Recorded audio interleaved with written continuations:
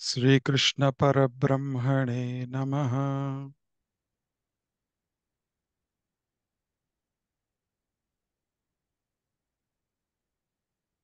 పోయిన సత్సంగంలో మనము 17వ అధ్యాయము శ్రద్ధాత్రయ విభాగ యోగం గురించి చెప్పుకుంటూ 15వ శ్లోకం దాకా మనం చెప్పుకోవడం జరిగింది.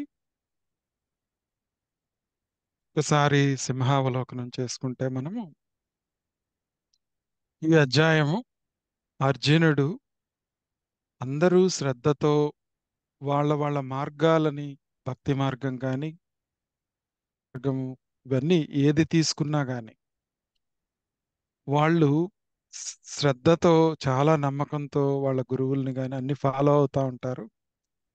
కానీ వాళ్ళకి శాస్త్ర పరిజ్ఞానం అంటే ఈ పరమాత్మ తత్వం అనేది తెలియకుండా, ఆ జ్ఞానం తెలియకుండా వాళ్ళు చేసేటువంటి శ్రద్ధ సాత్వికమా, రాజసమా, తామసికమా అని చెప్పేసి అడిగిన ప్రశ్నతో ఈ అధ్యాయం మొదలవుతుందని మనం చెప్పుకున్నాం. వాటికి సంబంధించి ఆయన ఆ వాటికి సంబంధించి వాటి సాత్వికం అంటే ఏంటి, రాజసం అంటే ఏంటి, మా తర్వాత తామసం అంటే ఏంటి చెప్పుకుంటూ వచ్చి 4 అంశాలని ముఖ్యంగా ఆయన మనకు చూపించటం జరిగింది. ఏమేంటి అవి అంటే, రోజు మనం చేసే వాటిల్లోనే, మనం రోజు చేసే పనుల్లో మనము వాసనాక్షయాన్ని ఎలా చేసుకోవాలి అంటే, మనము మోక్ష ప్రాప్తి, ఈ మోక్షమే నేను, పరమాత్మ తత్వమే నేను అని తెలుసుకొని ఆ రియలైజేషన్ కలగటానికి మనకి అడ్డు తగిలేవి చాలా ఉంటాయి. ఆ అడ్డు తగిలేవి మన జీవితంలో రోజు మనం అనుభవించేవే. ఆ అనుభవించేవి ఏంటి అంటే 4 రకాలు. ఒకటి ఆహారము, అంటే ఇంద్రియాల ద్వారా ఏమి స్వీకరిస్తున్నాం మనము.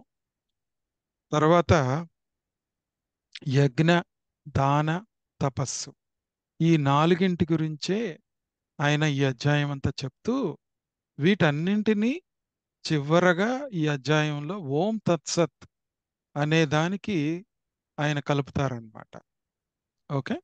అంటే ఈ అధ్యాయంలో ఓం తత్సత్ ఎందుకు పెట్టారు అని చూసుకుంటే మనము చివరికి మనల్ని ఎక్కడికి అంటే, నువ్వు ప్రాక్టీస్ చేస్తున్నటువంటి ఆహార్యము, యజ్ఞ దాన తపస్సులన్నీ కూడాను మార్గాలు కాదు, అవే నీ లక్ష్యము, అవే నువ్వుగా, సాక్షిగా నువ్వు వీటిని రోజువారీ జీవితంలో నువ్వు వాటిని సాధన చేస్తూ ఉండాలి అని చెప్పేసేసి వాటిని చక్కగా మన జీవితంలోకి అన్వయించుకునే విధంగా ఈ అధ్యాయాన్ని ఆయన సమకూర్చటం జరిగింది.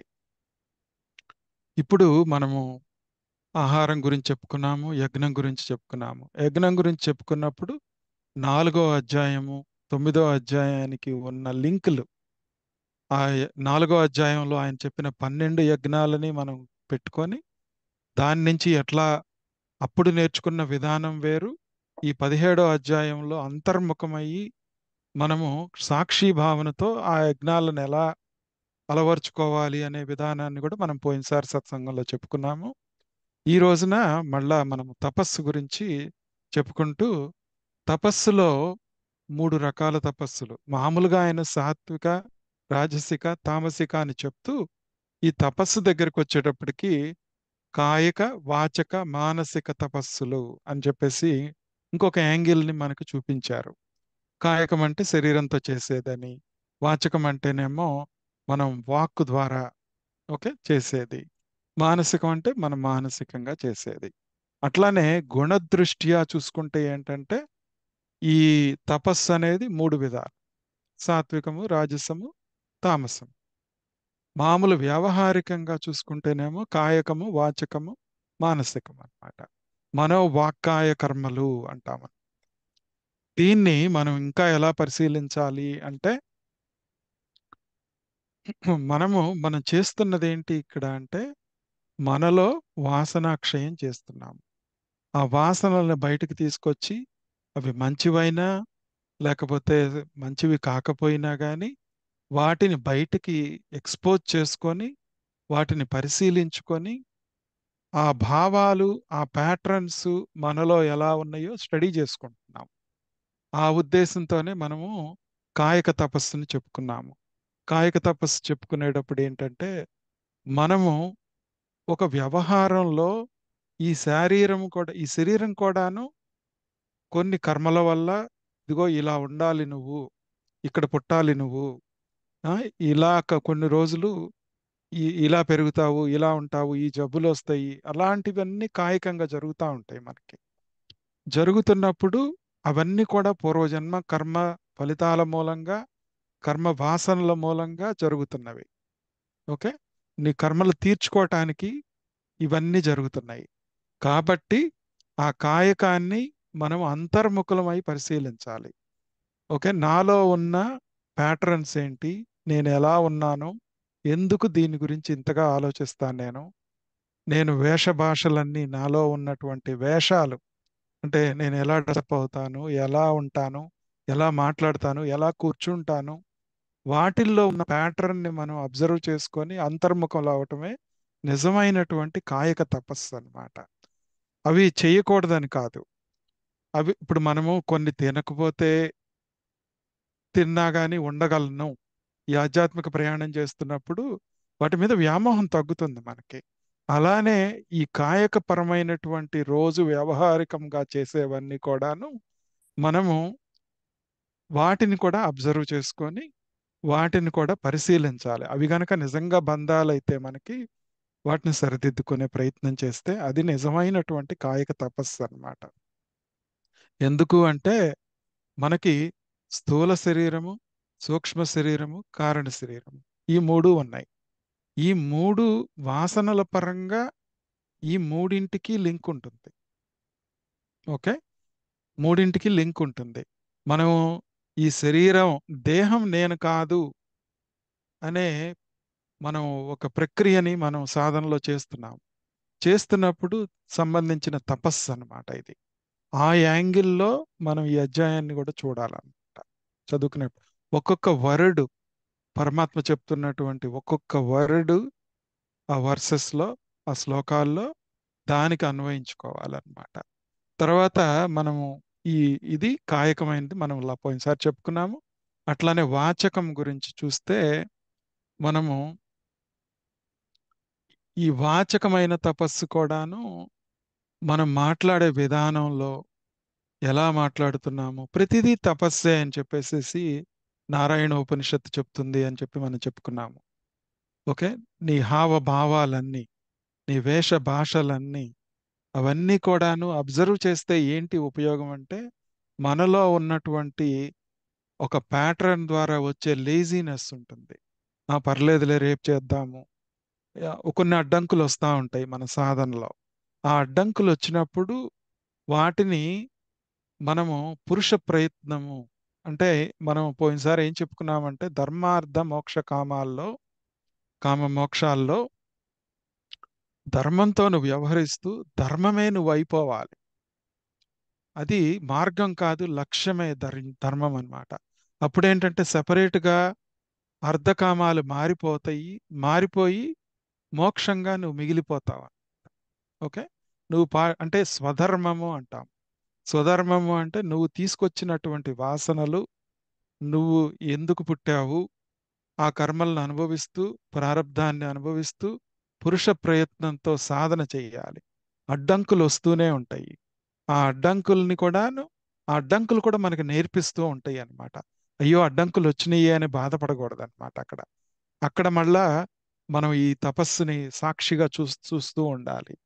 అదనమాట. అట్లా అట్లా మనం గుర్తుపెట్టుకొని, దీనివల్ల ఏమవుతుందంటే మనకి ఈ హయ్యర్ పవర్తో అనుబంధాన్ని పెంచుతూ ఉంటుంది అది.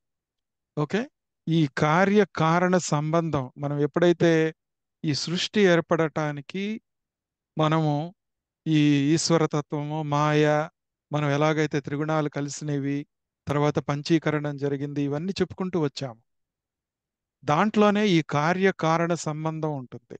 ప్రతి వాసన అంటే కాయకంగా చేసే తపస్సులో కానీ, వాచక పరంగా, మానసిక పరంగా నువ్వు మాట్లాడే వాటిల్లో అన్నింటిలో కూడాను లో నువ్వు భగవంతుడిని చూస్తూ ఉంటావు. అంటే పరమాత్మను చూస్తూ ఉండాలి. అంటే ఏంటి? మాండూక్యోపనిషత్తు ప్రకారం ఒక ఓంకారానికి ఇంకో ఓంకారానికి మధ్యలో ఉన్నటువంటి ఆ సైలెన్స్ కి వెనకమాలున్నటువంటి సాక్షి భావన పరమాత్మ తత్వం ఏదైతే ఉందో దాన్ని పరిశీలించటమే ఈ కార్యకారణ సంబంధం అన్నమాట. కానీ మనకి ఈ మానవ సంబంధాల్లో పడిపోయి మనం ఈ బంధాలు పెంచుకుంటూ పోతాం. ఓకే. మన స్పౌసెస్తో ఒక బంధం ఉంటుంది, పిల్లలతో ఒక బంధం ఉంటుంది. అట్లానే ఈ వాట్సాప్ గ్రూపుల్లో కానీ వీటన్నింటిలో ఒక స్నేహితులతో బంధము. అట్లా ముడులు మనం ఒక వాటిల్లో కూడా కొన్ని వాసనలు ఏర్పడతా ఉంటాయి మనకి. మనం మెసేజెస్ పెట్టేటప్పుడు కూడా ఒక ప్యాటర్న్ ఉంటుంది మనకి. ఓకే. కొన్నిటికి ఎట్లా రెస్పాండ్ అవుతున్నాము అవన్నీ కూడా చిన్న చిన్ని ఆ, వ్యవహారికంగా మనం అబ్జర్వ్ చేసుకుంటే కొన్ని తెలుస్తూ ఉంటాయి మనకన్నమాట. తర్వాత ఒక మార్గం పట్ల మనం ఆకర్షితులం అవుతాం. అది కాయికంగా కావచ్చు, వాచకంగా కావచ్చు, మానసికంగా కావచ్చు అన్నమాట. ఇట్లా ఈ కార్యకారణ సంబంధాన్ని, ఈ వాసన నాకెందుకు ఏర్పడింది అనే విషయాన్ని తెలుసుకుంటూ చక్కగా మనం ముందుకెళ్ళాలన్నమాట. ఇక్కడ మనం చేసేటప్పుడు ఎట్లా ఉండాలంటే ఈ పంచీకరణం జరిగింది కాబట్టి ఈ వాసనా క్షయం కూడా ఎలా ఉండాలి అంటే ఈ స్థూలంగా ఉండేటువంటి పృథ్వీతత్వము, అంటే ఇప్పుడు ఒక ఐస్ గడ్డ తీసుకుందాం. తీసుకుంటే అది జలంగా మారుతుంది. నువ్వు దాన్ని పరిశీలించి సాక్షి భావనతో నువ్వు కార్యకారణ సంబంధాన్ని పరిశీలిస్తున్నప్పుడు ఏమవుతుందంటే ఆ గడ్డ కాస్త జలం అవుతుంది. ఓకే. అంటే ఆ వాసనలు జలం అవుతాయి.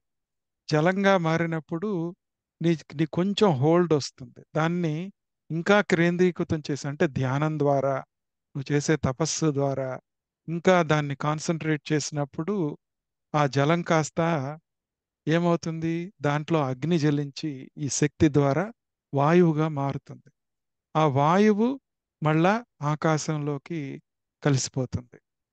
కలిసిపోయినప్పుడు అప్పుడు ఆ సూక్ష్మతత్వం ఈ వాసన క్షయానికి అప్పుడు కూడాను ఆ ఆకాశతత్వంలో కూడాను ఈ వాసనలు అనేవి ఇన్హెరెంట్గా ఉంటాయి.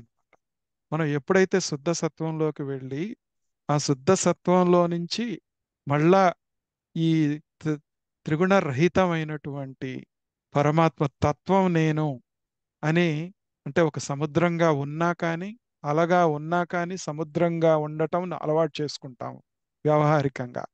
అంటే ఏంటి? మన వాసనలు ఇలా పంచభౌతిక ఈ పంచీకరణానికి రివర్స్గా అయ్యి వెనక్కి వెళ్ళి మనలో ఉన్న ఒక్కొక్కటి తుప్పు వదిలిపోతూ ఉంటుంది అనమాట. సో ఇలా చేయటానికి మనం ఆయన ఏం చెప్పారు అంటే దేవద్విజ గురు పూజనం ప్రాజ్ఞ పూజనం అని చెప్పేసి పోయిన శ్లోకంలో చెప్పుకున్నాం మనం. వాళ్ళందరినీ పూజించటము అంటే ఏంటి అనేది మనం తెలుసుకున్నాం. ఎలా చేయాలి? అక్కడ ఆర్జవం అంటే ఈ మనోవాక్కాయ కర్మలు మనం చేసే తపస్సు ఏదైతే ఉందో అవి ఒక తాటి మీదకి తీసుకురావాలి. అంటే ఒకటే ఒక లక్ష్యం, అదే పరమాత్మ పరబ్రహ్మతత్వము. దానికి కావలసినవన్నీ మనం చెప్పుకున్నాం పోయినసారి. తర్వాత ఇప్పుడు ఈ ఒక్కసారి మనము ఈ మనస్సులోకి వెళ్లే ముందు వాక్కుని పరిశీలించాలి ఎప్పుడైనా. ఎందుకంటే వాక్కు ద్వారా అగ్ని ప్రజ్వలం అవుతూ ఉంటుంది. అగ్నికి ప్రతీక వాక్కు. ఓకే. ఆ వాక్కు అంటే స్థూల శరీరము నుంచి మనము మెల్లగా ఆ ఎనర్జీ జనరేట్ చేసుకుంటూ మానసిక తపస్సు వైపుకి వెళ్తున్నాం అన్నమాట. ఈ వాక్ ఇంద్రియం యొక్క గొప్పతనం ఏంటి అంటే మనం మాట్లాడేటప్పుడు ఎలా మాట్లాడుతున్నాము. ఓకే. మనము మనం బ్యాక్గ్రౌండ్లో ఈ శాస్త్ర పరిజ్ఞానం ఉంటే ఒక రకంగా మాట్లాడతాము. ఇదంతా కూడాను వాళ్ళ కర్మ ప్రకారము వాళ్ళు వ్యవహరిస్తున్నటువంటి తీరు, వాళ్ళ యొక్క పూర్వజన్మ వాసనల మూలాన వాళ్ళు అనుభవిస్తున్న తీరు అని ఎదుటి వాళ్ళని అర్థం చేసుకోవటమే సర్వం కల్విదం బ్రహ్మ. నేను ఎలా ప్రవర్తిస్తున్నాను అనేది అర్థం చేసుకోవటమే అహం బ్రహ్మాస్మి అనమాట. అంటే నా నేను వాక్ ద్వారా చేసేదే కాకుండా వాళ్ళు వ్యవహారికంలో మన ముందు ఉన్నటువంటి ప్రకృతి కానీ మన ముందు ఉన్నటువంటి మనుషులు కానీ జంతువులు కానీ వాటి ద్వారా వ్యక్తమవుతున్నటువంటి ఈ వాక్ ఇంద్రియము ఓకే ఎలా వ్యక్తం అవుతుంది అనేది మనము జాగ్రత్తగా పరిశీలించుకొని ఆ దృష్టితో చూడాలన్నమాట. దీనివల్ల ఏమవుతుంది అంటే మనకి సహజంగా ఇది పరిశీలించకపోతే ఏమవుతుందంటే ఆధ్యాత్మిక మార్గంలో ఉన్నతి ఉండదు. ఎందుకంటే ఇది ఒక యజ్ఞంలో హవిస్సులు వేస్తున్నట్టు అనమాట వాక్ ఇంద్రియం అంటే. ఓకే మనం ఎనర్జీ మనం కొంచెం సంపాదించుకున్నది కాస్త వేస్ట్ అయిపోతా ఉంటుంది. నువ్వు అనవసరంగా మాట్లాడేవి కానీ అనవసరంగా వినేవి కానీ ఇట్లాంటి వాటి వల్ల నీ ఎనర్జీ డ్రైన్ అయిపోతూ ఉంటుంది. అందుకని మనకి శాంతి ఉండదన్నమాట. ఇక్కడ శాంతి అంటే నిలకడ. ఈ ధ్యానంలో నిలబడటం కానీ సత్సంగంలో ఉండటం కానీ ఈ అడ్డంకుల్ని ఎదుర్కోవటం కానీ ఆ శక్తి తగ్గిపోతూ ఉంటుంది మనకి. అప్పుడు మోక్షాన్ని పొందటం కష్టం అవుతుంది అనమాట. ఇంకొకటి మనం తెలుసుకోవాల్సింది ఏంటంటే మనం ఈ పదాలు చాలా పవర్ఫుల్. వాటిని జాగ్రత్తగా వాడుకోవాలి. వాటిల్లో ఒక క్వాలిటీ ఉండాలి. ఓకే ఆ క్వాలిటీ లేకుండా మనం మాట్లాడకుండా ఉండాలన్నమాట. అంటే మన నోటి నుంచి వచ్చింది అవతల వాళ్ళకు ఉపయోగకరంగా ఉండాలి. ఓకే మనం ఈ స్థాయికి వచ్చిన తర్వాత ఈ ప్రయాణంలో అవి చాలా వరకు మనం కంట్రోల్ చేసుకోగలుగుతాం. తర్వాత మాటల్లో ఉన్నటువంటి ఒక intensity at the same time how much you talk అనేది అంటే ఒక పరిమాణాన్ని పరిశీలించుకోవాలి. ఎందుకంటే మాటలు అనేవి ట్రైన్ చేస్తూ ఉంటాయి. అవి ఎంతవరకు అవసరమో అంతవరకు మాట్లాడటం అలవాటు చేసుకోవాలి. తర్వాత అవతల వాళ్ళకి శ్రద్ధ ఉందా లేదా మనం మాట్లాడే దాని మీద అనే విషయాన్ని కూడా మనం గుర్తుపెట్టుకోవాలి. ఇలా మన అందరము వాటిగా అవన్నీ అర్థం చేసుకుంటూ వాక్ఇంద్రియాన్ని జాగ్రత్తగా మనం గుర్తుపెట్టుకోవాలి. ఇక్కడ కృష్ణ పరమాత్మ మనకి 4 నియమాలు చెప్పాడు. అవి మనం పోయినసారి చెప్పుకున్నాము. ఏంటంటే అనుద్వేగకరం వాక్యం, ఓకే సత్యం, ఓకే ప్రియం, హితం అని చెప్పేసి మనము పోయినసారి ఇక్కడ ఇక్కడ చూస్తే అనుద్వేగకరం, సత్యం, ప్రియం, హితం ఇలా ఈ 4 నియమాలని పాటించాలి. ఎందుకంటే మనం ఎనర్జీ అంతా మనలో జనరేట్ చేసుకుంటున్న ఎనర్జీ అంతా ఈ తపశ్శక్తి అంతా కూడాను వీటి మూలానే మనకి పోతూ ఉంటుందన్నమాట ఇవి ఫాలో అవ్వకపోతే. అందుకనే ఈ 4 నియమాలని అది ఎలా అంటే అనుద్వేగకరం అనేది ఇంతకుముందు చెప్పుకున్నాం మనం పోయినసారి. ఏంటంటే నువ్వు మాట్లాడకపోయినా కానీ నీ బాడీ లాంగ్వేజ్లో ఆ హావభావాలు వ్యక్తం అవుతూ ఉంటే ఎనర్జీ లీక్ అవుతూ ఉంటుంది. ఆ ఎనర్జీ లీక్ గురించి నేను తర్వాత చెప్తాను. ఓకే మళ్ళీ ఇంకొక అది ఎక్కడి నుంచి తీసుకున్నాము ఎందుకు అనేది తర్వాత చెప్తాను.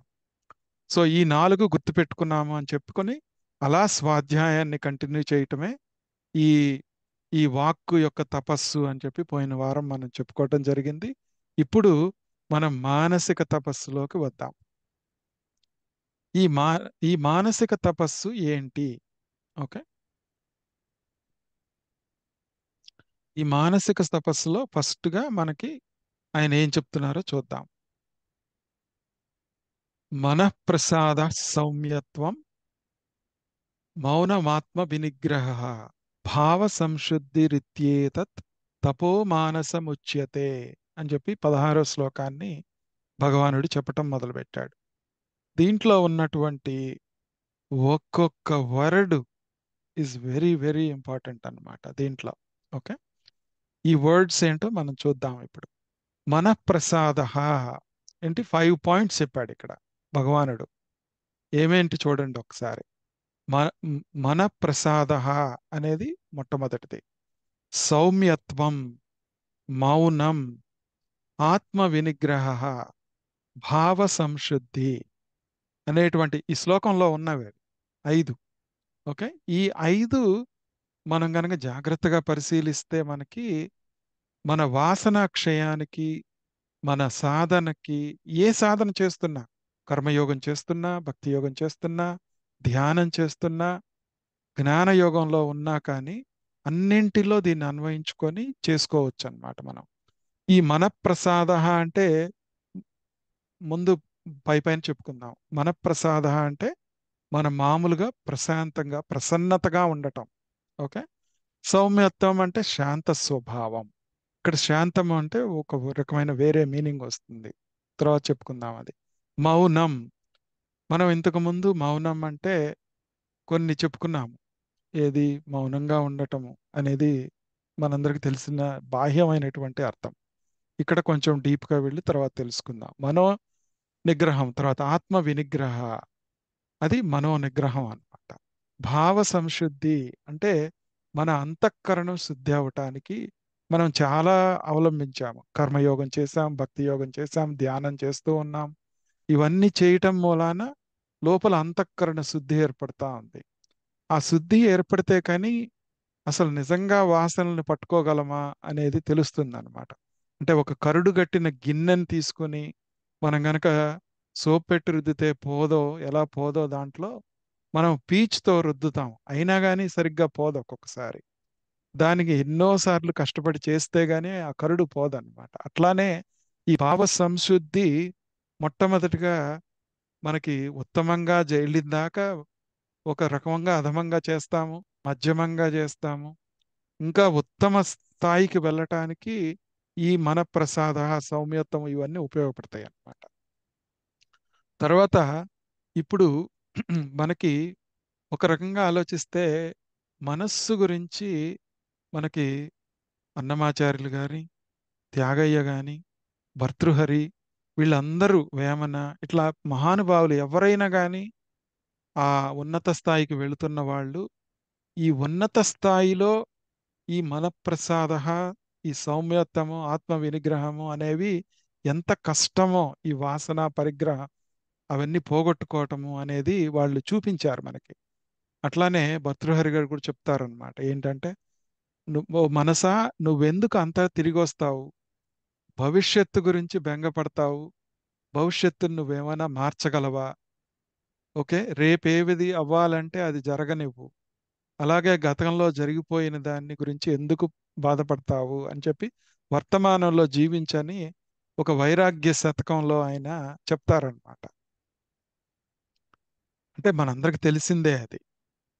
అలాంటిది మనస్సు గురించి ఎంత త్యాగయ్య గాని అందరూ చాలా మంది బాగా రాయటం జరిగింది. వాళ్ళు రాసిన స్థాయి ఏంటంటే ఆ ఉన్నత స్థాయిలో రాశారు వాళ్ళు. ఇప్పుడు మనం ఫ్రీక్వెంట్ గా ఈ మన ప్రసాదం అనేది చూస్తే ఇక్కడ మెంటల్ ఆస్టెరిటీ అనేది చూసుకుంటే మనము ఒక సెరెనిటీ ఆఫ్ ద మైండ్ రావాలి. గుడ్ హార్టెడ్నెస్, మైండ్లో good heartedness, silence, self control, purity of nature, ఇవన్నీ ఈ మెంటల్ మానసిక తపస్సు అన్నమాట ఇంగ్లీష్లో చెప్పుకుంటే మనం. సో ఈ మన ప్రసాదాన్ని ఎలా ప్రాక్టీస్ చేయాలి? ఇక్కడ స్లైడ్లో మనం చూస్తే ఈ మన ప్రసాదాన్ని ఎలా ప్రాక్టీస్ చేయాలి? మొట్టమొదటగా మనలో ఒక వర్తమానంలో జీవించటానికి కర్మ సిద్ధాంతాన్ని, మనలో మెంటల్ చీర్ఫుల్నెస్ ఎప్పుడు వస్తుంది అంటే సరిగా అర్థం చేసుకుంటే. ఇప్పుడు నేను వెళ్తూ వెళ్తూ కాలు జారి కింద పడ్డాను. పడితే కొంచెం దెబ్బ తగిలింది. తగిలితే ఎందుకు, దాన్ని ఎలా తీస్తావు? నువ్వు ఎలా తీసుకొని దాన్ని అర్థం చేసుకుంటావు? ఆ మెంటల్ చీర్ఫుల్నెస్ ఎప్పుడు వస్తుంది నీకు అంటే, ఇది ప్రారబ్ధం ప్రకారం జరిగింది, కర్మ ప్రకారం ఒక కర్మని నేను అనుభవించేస్తుంది ఈ శరీరము అని అర్థం చేసుకుంటే ఆ చీర్ఫుల్నెస్ ఉంటుంది మనలో. ఒకటి జరగగానే అయ్యో ఇది ఎందుకు జరిగింది నాకు అనే భావనలోకి వెళ్తాము. లేకపోతే ఇంకొక రకంగా ఆలోచించుకొని దాన్ని, అంటే ఏదైనా కానీ ఒక భూతకాలానికి అంటిస్తాము, ఒక భవిష్యత్తుకి అంటిస్తాము మనసు ద్వారా. ఆ భూత భవిష్యత్తుల మూలానే మనకు ఆ మెంటల్ చీర్ఫుల్నెస్ పోతూ ఉందన్నమాట మనలో. ఎప్పుడైతే నువ్వు ఆ భవిష్యత్తు ప్రణాళిక వెయ్యాలి కానీ భవిష్యత్తు గురించి ఆందోళన ఉండకూడదు. ఒక ప్రణాళిక లేకపోతే మళ్ళా ఏమవుతుందంటే మనిషి అగాధంలో పడిపోతాడు. ఒక ఒక సాధన చేస్తున్నావు, నువ్వు ఒక డిసిప్లైన్ ఉండాలి. శమధమాదులతో నువ్వు చేస్తున్నప్పుడు ఆ సాధనలో నువ్వు ఒక ప్రణాళిక లేకుండా వీళ్ళు చెప్పింది వాళ్ళు చెప్పింది ఇటు పడితే అటు అటు వెళ్ళిపోతా ఉంటే నువ్వు ఉండలేవు. ఆ మనశ్శాంతిగా ఉండలేవు అన్నమాట. నీ లక్ష్యాన్ని నువ్వు తెలుసుకొని ఆ జ్ఞానపరంగా ఇది నా లక్ష్యము. మార్గం ఇది ఎంచుకున్నాను. ఈ మార్గంలో నేను ఇంతవరకు ఉపయోగించుకోగలను. ఇంకొక మార్గంలో ఇది ఉపయోగించుకోగలను అనే ఆలోచించాలి తప్పితే ఆ మార్గాన్నే లక్ష్యంగా అట్టిపెట్టుకోకూడదన్నమాట. దానివల్ల కూడా మనస్సు శాంతంగా ఉండదన్నమాట. ఇప్పుడు ఒక ఉపనిషత్తు నేర్చుకుంటున్నాం. ఇది నేర్చుకుంటే బాగుంటుంది, అది నేర్చుకుంటే బాగుంటుంది అనిపిస్తుంది. కానీ మన గురువులు, మన భగవంతుడి తత్వం ఏం చేస్తుందంటే మన ముందుకు కొన్ని తీసుకొస్తుంది. మనలో ఒక ఇంట్యూషన్ని క్రియేట్ చేస్తుంది. ఆ ఇంట్యూషన్ వచ్చినప్పుడు దాన్ని పట్టుకోవాలి కానీ మనకి ఆ ఇంట్యూషన్ ఎలా వస్తుంది? మనం మెడిటేషన్ చేసి అంతర్ముఖలం అవుతున్నప్పుడు మాత్రమే ఇంట్యూషన్ వస్తుంది. బాహ్యంగా చూసినప్పుడు వచ్చేది నిజంగా ఇంట్యూషన్ కాదనమాట. ఓకే. అది సమత్వాన్ని మనకి మూడో అధ్యాయంలో మనకి సమత్వం యోగ యుచ్యతే అని చెప్పేసేసి మనకు భగవానుడు చెప్పారు. ఆ సమత్వం ఉండటం అనేది చాలా ఇంపార్టెంట్. అక్కడ మనం చెప్పుకున్నది ఏంటి అంటే కర్మయోగంలో ఎలా ఉండాలి అంటే ఈశ్వర ప్రసాద బుద్ధి, ఈశ్వరార్పణ బుద్ధి అని చెప్పుకున్నాం. అలా చెప్పుకోవటమే కాకుండా అంతర్ముఖత్వంతో ఎలా చూడాలి అని చెప్పుకున్నాం పోయినసారి. ఎలా అంటే మనలో సరైన దృక్పథం ఉండాలి. అంటే రైట్ యాటిట్యూడ్ ఉండాలి. ప్లస్ రైట్ కర్మ చేస్తూ ఉండాలి. అంటే రైట్ కర్మ చేయటం అంటే ఏంటి? ధర్మమే లక్ష్యంగా ఉండాలి. ఓకే. మనం చేసే వాటిల్లో అప్పుడు అది సరైన కర్మ అవుతుంది. కామ్య కర్మలు, నిషిద్ధ కర్మలు చేసుకుంటూ పోతే కష్టం అన్నమాట. అది అంతర్ముఖత్వంతో చేస్తూ ఉంటే ఈ వాసనాక్షయంకి ఉపయోగపడుతుంది. మనలో రైట్ యాటిట్యూడ్ ఉండాలి. ఆ రైట్ యాటిట్యూడ్ ఏంటి? ఇది ఈ శరీరం నాకు ఎందుకు వచ్చింది అంటే ఇంతకుముందు ఈశ్వరార్పణ బుద్ధి, ఈశ్వర ప్రసాద బుద్ధి అని అనుకున్నాం. ఇప్పుడు దాన్ని మనం ఎలా తీసుకుంటున్నాము అంటే ఈ కారణ శరీరంలో ఉన్నటువంటి వాసనల మూలాన ఇక్కడ మనకి 18వ అధ్యాయంలో రాబోయే అధ్యాయంలో మనకి దైవం అని అధిష్టానం తథాకర్త అని చెప్పి ఒక శ్లోకం ఉంటుందన్నమాట. ఆ దాంట్లో దైవం గురించి భగవానుడు చెప్తాడు. దైవం అంటే అక్కడ ఏం చెప్తాడు అంటే నిన్ను శాసించేది. నిన్ను ఏది శాసిస్తుంది అంటే నీ పూర్వజన్మ వాసనలు, నీ పూర్వజన్మ కర్మ ఫలితాలు శాసిస్తూ ఉంటాయి. దాని మూలానే నువ్వు ప్రవర్తిస్తూ ఉంటావు అన్నమాట. దాన్ని తెలుసుకుంటే సరైన దృక్పథం వస్తుంది మనకి. ఏది జరుగుతున్నా అది అర్థం చేసుకుంటే కార్యకారణ సంబంధాన్ని మనలో వాసనాక్షయం జరుగుతూ ఉంటుంది. అదే జ్ఞానాగ్ని దగ్ధ కర్మాణం అనేదన్నమాట. ఓకే. సో అది దాని మూలాన మనకి ఆ మెంటల్ స్టెబిలిటీ వస్తుంది. దీనికి ఏం కావాలి? ప్రేయర్ఫుల్ యాటిట్యూడ్ అన్నాం. అంటే ఆ ఇంట్యూటివ్ మైండ్లోకి వెళ్తూ ఉండాలి మనం. అది ఎలా కుదురుతుంది అంటే ఇంతకు ముందు మనం చేసే ధ్యానము మనం కొన్ని ప్రక్రియలు నేర్చుకొని చేస్తూ ఉంటాం. తర్వాత పరిపక్వత వచ్చేటప్పటికి ఏమవుతుంది అంటే ధ్యానము నిధిధ్యాసతో కూడుకొని ఉంటుంది. ఆ ధ్యానము నిధిధ్యాసతో కూడుకున్నప్పుడు ఆ ప్రేయర్ఫుల్ యాటిట్యూడ్ అనేది ఆ మనఃప్రసాదత్వాన్ని మనకి ఇస్తుందన్నమాట. తర్వాత యాక్సెప్టెన్స్ ఆఫ్ యువర్ సెల్ఫ్. జరుగుతున్న వాటిని నిన్ను నువ్వుగా అవతల వాళ్ళని వాళ్ళుగా మనము వాళ్ళని యాక్సెప్ట్ చేయటం అనేది నేర్చుకుంటాం అన్నమాట. నేర్చుకొని ఆ వాళ్ళల్లో ఉన్నటువంటి ఆ ప్రవృత్తి ఎందుకు వస్తుంది దాన్ని అర్థం చేసుకోగలుగుతా ఉంటాం అన్నమాట. అది అర్థం చేసుకొని మనం భూతకాలాన్ని కూడాను అర్థం చేసుకుంటాం. పాస్ట్ని అర్థం చేసుకొని ప్రవర్తిస్తూ ఉంటాం. ఇంకొకటి గుర్తుపెట్టుకోవాల్సింది ఏంటంటే ఉన్నది ఒకటే తత్వం. నువ్వు ఎవరికి ఏమీ ప్రూవ్ చేయాల్సిన పని లేదు. ఎవరిని ఎక్కడ సాటిస్ఫై చేయాల్సిన పని లేదు. నీ ధర్మాన్ని నువ్వు పాటిస్తూ వెళుతూ ఉంటే కొత్త వాసనలు ఏర్పడకుండా ఉంటాయి. పాత వాసనలు క్షీణిస్తూ ఉంటాయి అన్నమాట. అంటే ఇండైరెక్ట్ గా మనం ఏం చేస్తున్నాము అంటే మనము ప్రజెంట్లో వర్తమానంలో జీవించటం నేర్చుకుంటున్నాము ఈ మనప్రసాద బుద్ధితో. అంటే ఈ మనప్రసాద బుద్ధిలో ఇన్ని యాంగిల్స్ ని మనం పరిశీలించాలి. తర్వాత దానివల్ల ఏమవుతుంది అంటే మన ప్యాటర్న్స్ మనకి అర్థమవుతా ఉంటాయి. ఓ నేను ఇలా ఉన్నాను, ఇలా ప్రవర్తిస్తున్నాను, ఇలా మాట్లాడుతున్నాను అని మనకి తెలుస్తూ ఉంటుందన్నమాట.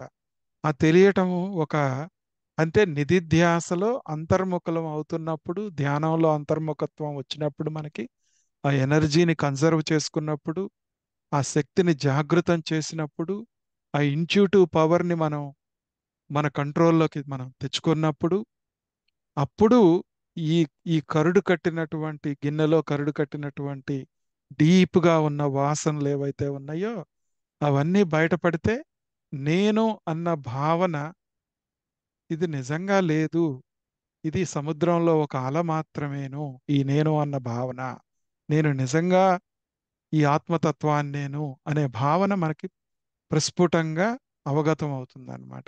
దాన్నే ఆత్మ సాక్షాత్కారము అంటారు. ఓకే, ఈ మనప్రసాద బుద్ధిలో ఇవన్నీ అంటే ఇది అవటం మూలాన ఏమవుతుంది అంటే సౌమ్యత్వం అలవాటు అవుతుంది మనకి. ఈ సౌమ్యత్వంలో ఏమవుతుంది అంటే ఇంతకు ముందు మనము కాయక వాచక తపస్సులన్నీ కూడాను ఇంకా బాగా రిఫైన్ అయిపోయి ఇంకా భావ సంశుద్ధి ఏర్పడుతుంది మనకి. ఓకే, ఇంకా డీపర్గా వెళ్ళిపోతాం అన్నమాట. దాంట్లో నుంచి ఒక మౌనం వస్తుంది, అంటే ముని స్వరూపం వస్తుంది. ఆ ముని స్వరూపం అంటే ఏంటి అంటే ఇక్కడ మౌనంగా ఉండటము అంటే అర్థం ఏంటి అంటే ఏ పని జరుగుతున్నా, ఏ వ్యవహారంలో ఉన్నా ఆ పరమాత్మ భావనతో, బ్రాహ్మీ భావనతో ఉండటమే నిజమైన మౌనం అని. ఓకే, మనము ఈ స్థాయిలో మనం ఇంతకు ముందు స్థాయిల్లో మనం మౌనంగా ఉండటం అనేది వేరువేరుగా అర్థాలు తెలుసుకున్నాం. ఇక్కడికి వచ్చేటప్పటికి ఈ ఆత్మ ఈ మనప్రసాదము ఇవన్నీ అలవాటవుతున్న కొద్దీ మనలో కలిగే మౌనం ఏంటి అంటే ఆ సాక్షి భావనతో కూడుకున్నటువంటి భావ సంశుద్ధి ఏదైతే ఉందో అది నిజమైన మౌనము, అదే నిజమైన ఋషితత్వము, అదే నిజమైన మునితత్వం అని. ఓకే, ఆ హయ్యర్ లెవెల్లో అది మునితత్వం మనకి. అది అవుతున్నప్పుడు ఏమవుతుంది అంటేనంట మనకి ఆత్మ వినిగ్రహ అనేది అలవడుతుంది అనమాట. ఆత్మ వినిగ్రహంలోకి వెళ్ళేటప్పుడు ఏంటి అంటే ఇక్కడ ఆత్మ అంటే మనస్సుకు సంబంధించింది. అంటే ఒక సూక్ష్మ కారణ శరీరాలకు సంబంధించింది అనమాట ఇక్కడ ఆత్మ అంటే. మనకి ఆత్మ సంయమ యోగము అని చెప్పి 6వ అధ్యాయం చెప్పుకున్నాం మనం. ఇక్కడ ఈ మీనింగ్ తీసుకోవాలన్నమాట. అంటే ఇక్కడ ఎట్లా అంటే మనము ఎలా నిర్దేశిస్తున్నాము, మనము మన ఈ ఈ మనస్సుని అధీనంలో తెచ్చుకోవడానికి మనం ఏం చేస్తున్నాము అని ఆలోచించుకుంటే మనము ఆలోచనల్ని ఒక ఒక డైరెక్షన్లో ఒక లక్ష్యం వైపుకి తీసుకెళ్తున్నాము. ఓకే, దాంట్లో దైవీ సంపత్తితో కూడుకుంటూ ఆసురీ సంపత్తిని వదిలించుకుంటూ ఈ దైవీ ఆసురీ సంపత్తిని కలిపి పనిచేయించడం నేర్చుకుంటున్నాం. ఓకే, ఇది వద్దు అనుకోవట్లేదు ఆసురీ సంపత్తిని. ఈ రెండింటిని కలిచి సాగర మదనం చేసి అమృతత్వాన్ని తెప్పించుకునే ప్రక్రియని మనం మొదలుపెట్టాం 16వ అధ్యాయంలో. దాన్ని ఎలా అనేది ఇక్కడ చూస్తే ఏంటంటే మనకి వివేక చూడామణిలో ఈ శ్లోకం చూస్తే మనం ఇక్కడ చూడండి. ఈ శ్లోకం చూస్తే మనకి ఆయన దీనికి సంబంధించి చెప్తారు ఒకటి. ఏంటంటే చిత్తమూలే వికల్పోయం చిత్తాభావే న కశ్చన అతశ్చిత్తం సమాధేహి ప్ర ప్రత్యగ్రూపే పరాత్మని అని చెప్తారు. అంటే ఇది ఆయన ఈ మానసికమైనటువంటి ఈ వాసన క్షయం జరగటానికి మనకి ఒక చిన్న ప్రక్రియ ఉంటుంది వివేక చూడామణిలో. అదే ఇందాక చెప్పాను ముక్తికోపనిషత్తులో కూడాను కొన్ని శ్లోకాలు వాసనాక్షయం గురించి ఉంటాయి, అట్లానే యోగ వశిష్టంలో కూడా ఉంటాయి. కానీ శంకర్లు ఇక్కడ ఏం చెప్పారు అంటే మనము ఈ ప్రక్రియలు ఫాలో అవుతున్నప్పుడు ఆ యూనివర్స్ ఒక సంసారం ఏదైతే ఉందో దాని మూలాలకు వెళ్తుంది. అది ఎక్కడ? ఆ మైండ్లో, కారణ శరీరంలో ఉన్నటువంటి మైండ్, ఆ ప్రక్రియలు వాటన్నిటిని లోపలికి తీసుకెళ్ళి మనల్ని ఇది నిజంగా లేదు. అదే మనకు ఉపదేశసారంలో కూడాను మనకి చివరగా భగవాన్ రమణ మహర్షి గారు చెప్పింది ఏంటి? నిజంగా అసలు మనస్సు అనేది లయం చేయటానికి, తర్వాత దాన్ని ఆమ్, క్షయం చేయటానికి, కంప్లీట్గా నాశనం చేయటానికి నిజంగా మనసు అనేది లేదు కదా. లేనప్పుడు నేను ఎలా చేస్తాను అని తెలుసుకోవటమే మోక్షంలో, వర్తమానంలో ఉండిపోవటం, పరమాత్మ తత్వంలో ఉండిపోవటం అన్నమాట. అదే ఇక్కడ శంకర్లు చెప్తున్నారు. అది ఎప్పుడైతే నువ్వు లోపలికెళ్ళి తెలుసుకుంటావో ఏమవుతుంది? Mind cannot exist once the mind is annihilated. అంటే కార్యకారణ సంబంధాన్ని ఎప్పుడైతే అర్థం చేసుకున్నావో నువ్వు పరబ్రహ్మగా మిగిలిపోతావు. అప్పుడు ఈ మైండ్ అనేది డిజాల్వ్ అయిపోతుంది. నిజంగా నువ్వు చేయాల్సిన పనేమి లేదు అని చెప్తారు. దీన్ని బాగా అర్థం చేసుకోవడానికి మనకి శంకరులు రాసినటువంటి ఈ గ్రంథం, ఒకటి చిన్న గ్రంథం ఉంది. అనాత్మశ్రీ విగర్హణ ప్రకరణం అనేది ఒక 18 చిన్న శ్లోకాలతో ఆయన ఈ వాసనా క్షయాన్ని, ఉన్నత స్థాయికి వెళ్ళినటువంటి సాధకుడు ఈ నేను అన్న ఈగోని పోగొట్టుకొని ఆత్మానుభూతిని పొందటానికి వాళ్ళకు అడ్డుపడేవన్నీ కూడాను ఆయన ప్రొజెక్ట్ చేస్తారు. అవన్నీ ఇక్కడ పెట్టడానికి కుదరలేదు, కానీ మనం ఇంకొకసారి ఎప్పుడైనా అది సెపరేట్గా మనం చదువుకోవచ్చు. కానీ కొన్ని ఇక్కడ కొన్ని పెట్టాను. ఏంటి దీంట్లో ఏంటంటే తతక్కిం అని చెప్పేసి వస్తుందన్నమాట, ఒక ఆ శ్లోకం. ఓకే, అది ఆయన ఏం చేస్తారు అంటే, ఇక్కడ చూస్తే మనం what if he has got an education which is honoured by Kings. కొంత రాజులు నిన్ను నీకున్న పాండిత్యం ద్వారా నిన్ను మెచ్చుకోవచ్చు. నీకు బాగా ఆనర్ కానీ నిన్నందరూ ఎత్తి చూపించవచ్చు. ఓకే, నువ్వు ఒక బ్రహ్మ, ఒక్కొక్క అట్లా నాలుగు నాలుగు ఉంటాయి అన్నమాట శ్లోకాల్లో. ఇంకొక శ్లోకంలోనేమన్నా నువ్వు బ్రహ్మలోకానికి వెళ్ళొచ్చు, విష్ణులోకానికి వెళ్ళొచ్చు, శివలోకాన్నే నువ్వు పాలించవచ్చు.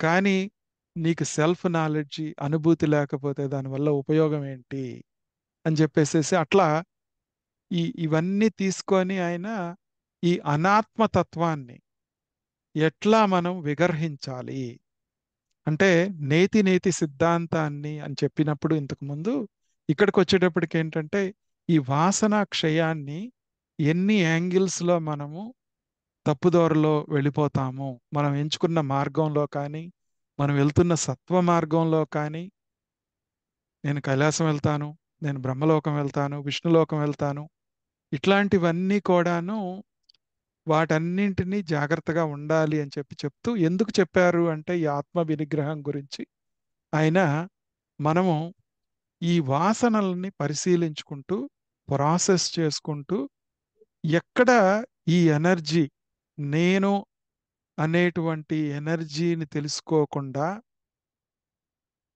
వదిలేయకుండా, నేనుని వదిలేయకుండా, అంటే నిజమైన నన్నుని తెలుసుకోకుండా, ఒక రిఫ్లెక్టివ్ కాన్షియస్నెస్ అనే నేను, ఈ అబద్ధపు నేను మన ఎనర్జీని, మన శక్తిని ఎలా లీక్ చేస్తుంది, ఎలా వృధా చేస్తుంది అని తెలుసుకోవటానికి ఈ ఆత్మ వినిగ్రహం అనేది మనకి శంకరులు ఇవ్వటం జరిగిందనమాట. దాన్ని తెలుసుకొని ఎక్కడ ఎనర్జీ సీపింగ్ అవుట్, ఎక్కడ పోతుంది అని తెలుసుకుంటూ చెయ్యాలి అని చెప్తూ, దానికి మళ్ళా ఒకసారి తత్వబోధని వీటిని గుర్తు చేసుకుంటే మనకి 17 ఇన్స్ట్రుమెంట్స్ ఉన్నాయి. ఓకే, ఈ మానసిక తపస్సుకి మనం అబ్జర్వ్ చేసుకొని ఈ ఎనర్జీ లీక్ అవటానికి 17 అంగాలు ఉన్నాయి. ఏంటవి మనకు తెలిసినవే. ఈ శక్తి పోయేది ఒకటి ఆర్గన్స్ ఆఫ్ యాక్షన్, అంటే కర్మేంద్రియాలు, జ్ఞానేంద్రియాలు, పంచప్రాణాలు, మనస్సు, బుద్ధి, ఇలా తీసుకుంటే అందుకనే మనకి బ్రహ్మజ్ఞానానికి నాకు 5ంటిని ఇవ్వండి అని చెప్పి బాబా చెప్పడం జరిగింది. ఓకే, ఆ 5 ఈ వీటన్నింటిలో ఈ వాసన క్షయానికి సంబంధించినవే బాబా అడిగారనమాట. అవి అడిగితే అవి మనలో నుంచి కనుక మనం అర్థం చేసుకొని ఇచ్చేస్తే, వాటిని సాక్షిగా చూడగలిగితే, ఆ ఎనర్జీ లీక్ని మనం కనుక ఆపుకోగలిగితే, ఆ శక్తి వృధా కాకుండా చూసుకోగలిగితే మనకి ఆత్మ సాక్షాత్కారం అనేది సిద్ధిస్తుంది. నువ్వే ఆత్మగా మిగిలిపోతావు అనేది అక్కడ నిజమైనటువంటి దానికి భావ సంశుద్ధి కావాలి. ఇవన్నీ చేయాలి అంటే చివరిగా ఆయన చెప్పిన ఈ అంశంలో భావ సంశుద్ధి. ఈ భావ సంశుద్ధిలో మనకి అంటే ఉద్దేశము ఇక్కడ ఇంపార్టెంట్ అన్నమాట. ఇవన్నీ ప్యూరిఫై చేసుకుంటున్నాము, కానీ మన ఉద్దేశం స్వచ్ఛంగా ఉండాలి. ఇక్కడ స్వచ్ఛము అంటే ఏంటి అంటే ఉన్నది ఒకటే లక్ష్యం, నువ్వు పరమాత్మగా మిగిలిపోవటం, మిగతావన్నీ త్యజించటం. ఓకే, అది చేయటం అన్నమాట. ఇదే నిజమైనటువంటి తపస్సు, మానసిక తపస్సు. ఇత్యేత తపో మానసముచ్యతే అని చెప్పేసి భగవానుడు చెప్తున్నాడు అనమాట. ఇట్లానే ఇక్కడ సాత్విక, రాజసిక, తామసిక అనేది మనకు తెలిసిందే. ఇవన్నీ మనం ఇప్పుడు దాకా చెప్పుకున్నాం అన్నమాట. సో ఈ ఈ ఇవన్నీ ఒకసారి గుర్తుపెట్టుకొని, ఈ ఐదు ఏమేంటి ఇక్కడ: మనఃప్రసాద, సౌమ్యత్వం, మౌనం, ఆత్మ వినిగ్రహ, భావ సంశుద్ధి.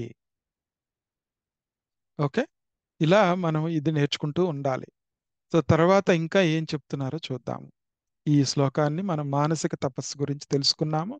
ఇప్పుడు ఈ సాత్వికంగా, రాజసికంగా, తామసికమైన యాంగిల్లో మనకి భగవానుడు చూపిస్తారు. ఎట్లా అని చూద్దాం. అది 17వ శ్లోకం చూస్తే మనం: శ్రద్ధయా పరయా తప్తం తపస్తత్ త్రివిధం నరైః అఫలాకాంక్షిభిర్యుక్తైః సాత్వికం పరిచక్షతే అని చెప్తున్నారు.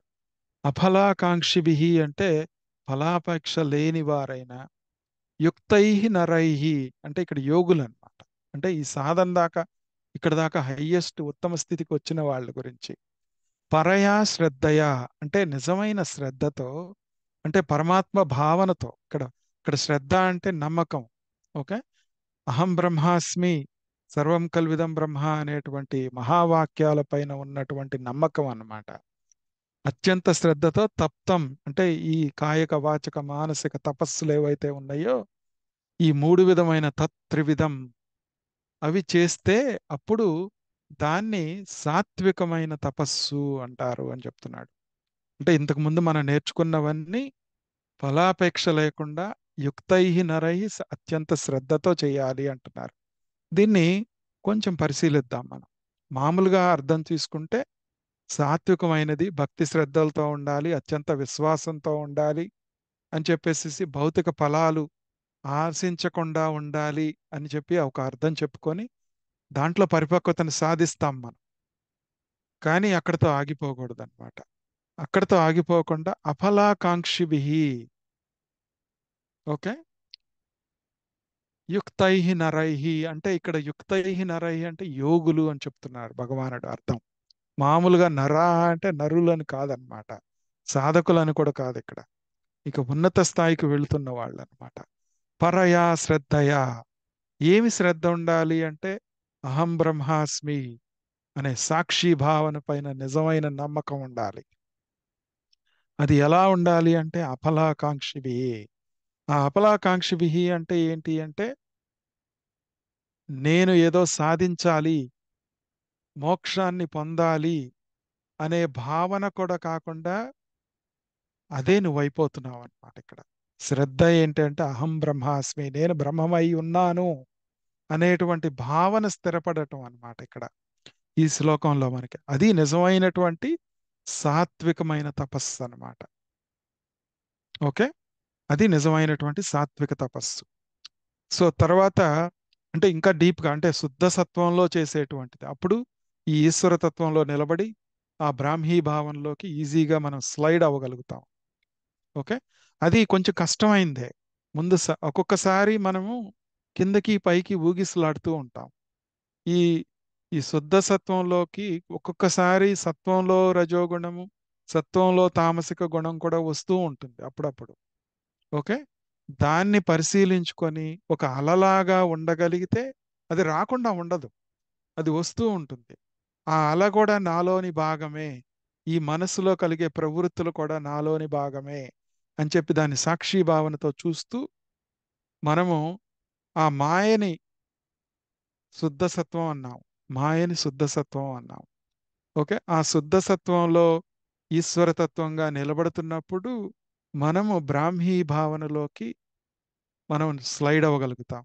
ఓకే, అలానే మనం ఇంతకు ముందు మనం కొన్ని చెప్పుకున్నప్పుడు సత్వాపత్తి అనేటువంటిది చెప్పుకొని దాంట్లో జ్ఞాన భూమికల్లో 7 భాగాల్లో సత్వాపత్తి అనేది ఆత్మ సాక్షాత్కారము, ఈ బ్రాహ్మీ తత్వంలో నిలబడటము అనేది తెలుసుకొని దాని తర్వాత మనకి పదార్థ భావన, అసంశక్తి అనేటువంటి 5 6 అంశాలని మనం సొలిడిఫై చేసుకోవటమే ఈ మానసిక తపస్సు అన్నమాట. అంటే మనం ఈ వాసన క్షయం చేసుకోవటం. అప్పుడు తురీయ స్థితిలో 7వ స్థితి అయిన జ్ఞానభూమికల్లో 7వ స్థితి అయినటువంటి తురీయంలో నిలబడగలుగుతాము మనము అని చెప్పేసి అది చెప్పుకోవటమే. అట్లా వెళ్ళాలి దారి అనేది మనకు తెలుస్తుంది అనమాట. ఇక్కడ ఇంకా ఈ రాజసంగా ఉండేది ఎలా ఉంటుంది? ఇది సత్కారమాన పూజార్థం తపోదంభేన చైవయత్ క్రియతే తదిహ ప్రోక్తం రాజసం చలమధ్రువం అని చెప్పేసి 18వ శ్లోకం చెప్తుంది. ఏం చెప్తుంది ఇక్కడ? మనకి కీర్తి ప్రతిష్టలు, గౌరవము, గొప్పల కోసము ఆడంబరంగా చేసేటువంటి తపస్సు, యజ్ఞాలు రజోగుణంలో ఉన్నట్టే ఉంటాయి. దాని యొక్క ప్రయోజనాలు అస్థిరమైనవి మరియు తాత్కాలికమైనవి అని చెప్పేసి మనకి ఈ శ్లోకం చెప్తూ ఉంది మనకి. ఇక్కడ మనం గుర్తుపెట్టుకొని ఈ ప్రాబ్లంని ఏంటి, సత్కార మాన పూజార్థం ఇవి చేస్తూ ఉంటే ఏమవుతుందంటే అహం బ్రహ్మాస్మి అనేటువంటి భావన నేను సత్వంగా చేస్తూ ఉంటాను. కానీ నా చుట్టూ రజోగుణంతో ఈ కీర్తి ప్రతిష్టలని, గౌరవాన్ని, ఈ ఆడంబరాన్ని నాకు ప్రజెంట్ చేస్తూ ఉంటుంది ఈ ప్రపంచం. దానిలో నువ్వు ఎలా ఫ్లోట్ అవుతావు? ఓకే, దానిలో ఫ్లోట్ అయ్యేటప్పుడు నీ ఉనికిని నువ్వు కోల్పోతావా, నువ్వు ఎరుకతో ఉంటావా లేదా అనేది పెద్ద ఛాలెంజ్ అన్నమాట. దానిలో మనం చాలా మందిని అబ్జర్వ్ చేస్తూ ఉంటే ఒక స్వామీజీనో ఒక దానికి చూస్తాము. ఒక గురువు దగ్గరికి వెళ్ళిన శిష్యులు ఏం చేస్తారంటే, నా గురువుకి అత్యంతమైనటువంటి ఉన్నతాసనాన్ని అరేంజ్ చేయాలి, లేకపోతే ఇంత డెకరేషన్ చేయాలి, ఆయనకి మంచి కారులో తీసుకెళ్ళాలి. ఇట్లాంటివన్నీ నీ చుట్టూ ఉన్న ప్రపంచంలో జరుగుతూ ఉంటాయి అన్నమాట. వాళ్ళు ఆ సాక్షి భావనతో దాంట్లో ఫ్లోట్ అవుతూ దాంట్లో ఎలా నిలబడుతున్నారు అనేది చూసి మనం చాలా నేర్చుకోవచ్చు అన్నమాట.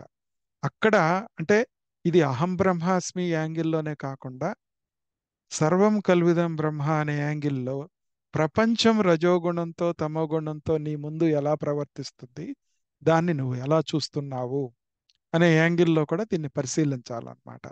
అది ఎప్పుడు లేకుండా ఉంటుంది అంటే నీ స్వధర్మములో నువ్వు నిలబడితే, అంటే ధర్మము నువ్వే అయిపోతున్నావు. ఓకే, నువ్వు అర్ధకామాల కోసం చేయట్లేదు వాటి, మోక్షం కోసం కూడా చేయట్లేదు. అంటే ఒక అఫలాకాంక్షిభి, అంటే ఒక ఫలాకాంక్ష కూడా లేదు అక్కడ. ఈ సాధకులకు సాధకులుగా ఉండి ఒక ఉన్నత తత్వానికి వెళ్ళినప్పుడు, ఆ బ్రహ్మతత్వంలో వాళ్ళు నిలబడుతున్నప్పుడు, దాన్ని సాధన చేస్తున్నప్పుడు వాళ్ళు ఆలోచించేది ఏంటంటే అక్కడ మోక్షం కావాలన్న భావన కూడా ఉండదని. అలా ఉండటం మూలాన వాళ్ళు దాంట్లో ఆ రజోగుణంలో కూడా జాగ్రత్త పడగలుగుతారన్నమాట. ఎన్ని సత్కారాలు వచ్చినా, ఎంత వాళ్ళకి ఆలు ఆ పూజలు ఇవన్నీ జరుగుతున్నా, పాద పూజలు జరుగుతున్నా, అధ్రువం చలం అధ్రువం అంటే వాళ్ళు అచలంగా ఉండి వాళ్ళు కదలిక లేకుండా ఆ స్థితిలో ఉండగలుగుతారు. కానీ ఇదేమో కొంచెం రివర్స్లో మనం చెప్పుకుంటే ఇది రాజసికమైన తపస్సు అని చెప్పుకుంటాం. కానీ దాన్ని వేరే యాంగిల్లో మనం చూస్తున్నాం అన్నమాట. ఇప్పుడు అట్లానే తామసం చూద్దాం. తామసం చూస్తే మూఢగ్రాహేణాత్మనో యత్పీడయా క్రియతే తపః పరస్యోత్సాదనార్థం వా తత్తామసముదాహృతం అని చెప్తున్నారు. అంటే ఇది వచ్చేటప్పటికి మూఢగ్రాహేణాత్మనం. ఎట్లాంటి తపస్సు అంటే మూఢగ్రాహేణ అంటే ఒక మొండి పట్టుదలతో ఆత్మనః పీడయ ఈ మనోవాక్కాయాలకి బాధ కలిగించేది. ఓకే. మనం చేస్తున్న వ్యావహారికంగా చేసే వాటిల్లో బాధ కలిగించేది. పరస్య ఉత్సాదనార్థం అంటే ఇతరులకు ఇబ్బంది కలిగించేది. ఇతరులకు కీడు కలిగించేది. ఓకే. తర్వాత ఇట్లా ఆచరిస్తే ఏమవుతుంది అంటేనంట ఇది తామసమైనటువంటి ఉదాహృతం. ఇది తామసమైనది. ఇది నిజంగా తపస్సు అంటానికి లేదు కానీ, కానీ ఇది కూడా తపస్సుగా చేస్తాం మనం. ఎందుకంటే మనం అవలంబించిన మార్గంలో మన మార్గాన్ని అవలంబించటానికి అవతల ఉన్న వాళ్ళకి ఇబ్బంది కలిగిస్తూ ఉంటాం. ఇప్పుడు ఒకళ్ళు పూజ చేస్తూ ఉంటారు. పూజ చేసేటప్పుడు వాళ్ళకి చిన్న ఇబ్బంది కలిగినా కానీ దాన్ని తట్టుకోలేరు. దాన్ని తట్టుకోలేక అవతల వాళ్ళ మీద పోట్లాడటము, వాళ్ళకి నువ్వు సరిగా ఉండలేవా అని వాళ్ళని విసుక్కోవటము, కొంచెంసేపు అయినా పూజ చేసుకోనివ్వరు నన్ను అనే భావనతో ధ్యానం చేసుకునేటప్పుడు కానీ, ఎక్కడైనా కానీ అటువంటి ప్రక్రియ నీకు జరిగినప్పుడు అంటే ఒక తామసపరమైనటువంటి ఒక వ్యావహారికంలో జరుగుతున్నప్పుడు నీ ముందు నువ్వు ఎలా ప్రవర్తిస్తున్నావు, మానసికంగా ఎలా చూస్తున్నావు, వాచకంగా ఎలా రెస్పాండ్ అవుతున్నావు, శరీరపరంగా ఎలా రెస్పాండ్ అవుతున్నావు అనేది ఇక్కడ నిజమైనటువంటి తపస్సు అన్నమాట. ఆ తామసకమైనటువంటిది నీ ద్వారా జరగటం అనేది ఈ స్థాయికి వచ్చినప్పుడు జరగకపోవచ్చు. కానీ నీ ఎదురుగా జరుగుతున్న వాటిల్లో ఒక తామస ప్రక్రియ కనిపించినప్పుడు, ఒక రజోగుణ ప్రక్రియ కనిపించినప్పుడు నువ్వు ఎలా రెస్పాండ్ అవుతున్నావు? అది కూడాను కాయకంగా, వాచకంగా, మానసికంగా. ఓకే. నువ్వు సత్సంగం చెప్పుకుంటున్నావు. ఒక చోట వింటున్నావు. ఒక చిన్న పిల్లవాడు ఏడుస్తూ ఉంటాడు. నీలో కలిగేటువంటి భావన ఏంటి అక్కడ? పరిశీలించాలి. ఓకే. ఆ భావనని పరిశీలిస్తే దానికి నువ్వు ఎలా రెస్పాండ్ అవుతున్నావు అనేది పరిశీలిస్తే మనకి ప్యాటర్న్ తెలిసిపోతూ ఉంటుంది. అది తప్పు, రైటు అని కాదు ఇక్కడ. ఆ ప్యాటర్న్ వచ్చినప్పుడు మనం దాన్ని స్టడీ చేసుకొని దాన్ని కొంచెం వీక్ చేయొచ్చు అనమాట. ఆ వీక్ చేస్తా ఉంటే ఆటోమేటిక్గా దానికి అలవాటు పడిపోతాం అనమాట ఇంకా ఈజీగా మనం. అది నిజమైనటువంటి అదనమాట. అది తామసమైనటువంటి ప్రక్రియ అనేది. అంటే ఒకసారి సమరైజ్ చేసుకుంటే మనము సాత్వికంగా ఉండటము, మనము రాజసంగా ఉండటము, తామసంగా ఉండటము మాత్రమే కాకుండా అది అహం బ్రహ్మాస్మి యాంగిల్. సర్వం కల్విదం బ్రహ్మ యాంగిల్లో మన చుట్టూ ఉన్న ప్రపంచము మనకి రాజసంగా, తామసంగా ప్రజెంట్ అయినప్పుడు మనము కాయక, మానసిక, వాచక తపస్సుల్ని ఎలా చేస్తున్నాము అనే ప్యాటర్న్ని మనం స్టడీ చేసుకొని ఆ భావ సంశుద్ధితో, మన ప్రసాద బుద్ధితో మనము దాంట్లో మౌనంగా అంటే భావన, పరమాత్మ భావనతో కంటిన్యూ చేస్తూ ఉంటే అది నిజమైనటువంటి ఆ, మార్గం అన్నమాట మనకి. నిజమైనటువంటి ఆ లక్ష్యంలో ఉన్నాము అని చెప్పి తెలుస్తుంది మనకి. సో ఇప్పుడు ఇవి ఈ తపస్సు గురించి చెప్పిన తర్వాత మనకి భగవానుడు దానం గురించి తీసుకెళ్తున్నాడు. ఈ దానం అనేది కూడాను చాలా ఇంపార్టెంట్ అన్నమాట. దీన్ని కొంచెం మనం శ్లోకాల్లోకి వెళ్లే ముందు శ్లోకాలు చాలా ఈజీగా ఉంటాయి. కానీ దీన్ని పరిశీలిద్దాం, విశ్లేషణ చేసుకొని అప్పుడు మనం దాంట్లోకి వెళ్దాం. ఎలా చూడాలి దానం అనేది? ఓకే. ఏది ఈ ఉన్నత స్థాయికి, మామూలు స్థాయిల్లో, అధమ స్థాయిల్లో ఉన్న దానం గురించి మనకు తెలిసిందే. పుణ్యం వస్తుంది దానం చేస్తే, మనసు ప్రశాంతంగా ఉంటుంది, నీకు నువ్వు హ్యాపీగా ఫీల్ అవుతావు. ఇవన్నీ భావనలు మనలో కలిగేవి. ఇంకొకరికి సహాయం చేస్తే ఒక సెల్ఫ్ సాటిస్ఫాక్షన్ అనేది కలుగుతుంది. ఇట్లాంటివన్నీ మనం విన్నవి మాటలు. కానీ ఈ అధ్యాయంలో దానం అంటే ఏంటి? మనల్ని ఆ దానం అనేది ఎలా మనల్ని ముందుకు తీసుకెళ్తుంది అనేది మనకి చాలా చోట్ల ఇప్పుడు బృహదారణ్యకంలో కూడాను ఉపనిషత్తులో ఒక చోట ఏం చెప్తుంది అంటే అది మనం చేసేటువంటి యజ్ఞ దాన తపస్సుల్లో ఈ మూడు వాటిల్లో మనకి దానం అనే దాన్ని కూడా ఇంక్లూడ్ చేశారు. అంటే దానికి ఎంత ఇంపార్టెన్స్ ఉంది అనేది ఈ కృష్ణ పరమాత్మ ఈ బృహదారణ్యక ఉపనిషత్తు నుంచి ఈ అధ్యాయానికి కావలసిన దానం అనేటువంటి అంశాన్ని తీసుకోవటం జరిగిందనమాట. అలానే మనకి యజ్ఞ దాన తపస్సులు ఇవన్నీ ముఖ్యమైనటువంటి కర్మలు మనకి. ఇక్కడ ఎలా అంటే వాటిని ఎప్పుడు మనం వదిలేయకూడదు. మనం ఎంత బ్రహ్మభావంలో వెళ్తున్నా కానీ వాటిని కూడా చేస్తూ ఉండాలి. కానీ అవి చేసే విధానంలో అవి చేయకుండా ఆపేస్తే ఏమవుతుందంటే ఈ సర్వం కల్విదం బ్రహ్మ అనేది మనకి సింక్ అవ్వదన్నమాట. అహం బ్రహ్మాస్మి అనేది తెలుస్తూ ఉంటుందేమో కానీ సర్వం కల్విదం బ్రహ్మ టోటల్గా మనకు అర్థం కాదనమాట. దాంట్లో ఉండలేం. అప్పుడు అది లేకపోతే మళ్ళా వాసనాక్షయం పూర్తిగా జరగదన్నమాట. సో దీనివల్ల మనకి ఉపయోగాలు, మనం ఈ దానానికి అడ్డుపడేవి ఏంటి అనేది చూసే ముందు మనకు ఉపయోగం ఏంటో చూద్దాం. మనలో ఒక పర్సనల్ డెవలప్మెంట్ జరుగుతుంది ఈ దానం వల్ల. అది ఎలా అంటే ఒక స్థూల సూక్ష్మ శరీరాల్లో మనం బాహ్యంగా చెప్పుకున్నటువంటి ఇంతకు ముందు చెప్పుకున్న అంశాలు ఏవైతే ఉన్నాయో వాటి మూలాన మనలో ఒక సంశుద్ధి ఏర్పడుతూ ఉంటుంది. ఒక స్వచ్ఛత ఏర్పడుతూ ఉంటుంది దీనివల్ల. తర్వాత స్పిరిచువల్ డెవలప్మెంట్కి ఈ దానం అనేది ఎలా ఉపయోగపడుతుంది అంటే మనము కారణ శరీరంలో ఉన్న తత్వాన్ని, మన వాసనల్ని అర్థం చేసుకొని దానంలోకి దిగాలి. అంటే అయ్యో పాపం అని చేసేది దానం కాదన్నమాట. ఏది అవసరమో ఆ టైంకి ఏది అనేది ఎలా ఉండాలి అనేది భగవానుడు 3 శ్లోకాల్లో చెప్తారు మనకి. ఆ 3 శ్లోకాల్లో ఉన్నది అర్థం చేసుకుంటే ఈ కారణ శరీర పరంగా స్పిరిచువల్ డెవలప్మెంట్ వాసనాక్షయానికి ఉపయోగపడుతుంది అనేది దానం. అదొకటి. తర్వాత కమ్యూనల్ హార్మోని అంటే ఈ సర్వం కల్విదం బ్రహ్మ, ఈ ఈ సర్వం కల్విదం బ్రహ్మ అనేది మనకి